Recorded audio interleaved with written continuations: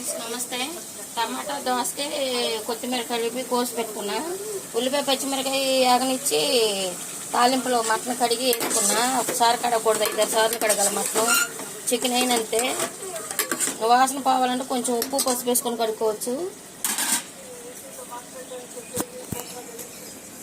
మాంసంలో దోసకాయ వేసే ముందు ఉప్పు ఇవన్నీ పట్టాలంటే ముందే పసుపు ఉప్పు వేస్తే ఆ మొక్కకు పట్టిద్ది. ఉప్పు గళ్ళుప్పే మేము వాడేది.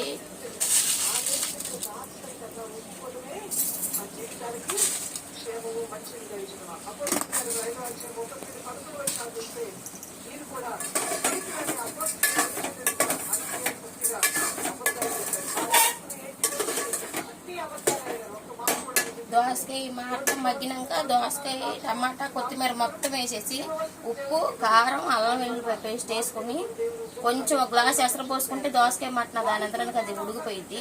మనం ఏం చేయవసరంలా.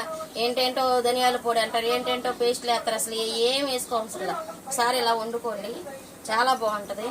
మటన్ దోసకాయ అయినా చికెన్ దోసకాయ అయినా ఏంటేంటో ఫిష్ అవన్నీ వేస్ట్, అవన్నీ అల్లం వెల్లుల్లి పేస్ట్ వేస్తేనే మామూలుగా ఉండదు, చాలా బాగుంటుంది.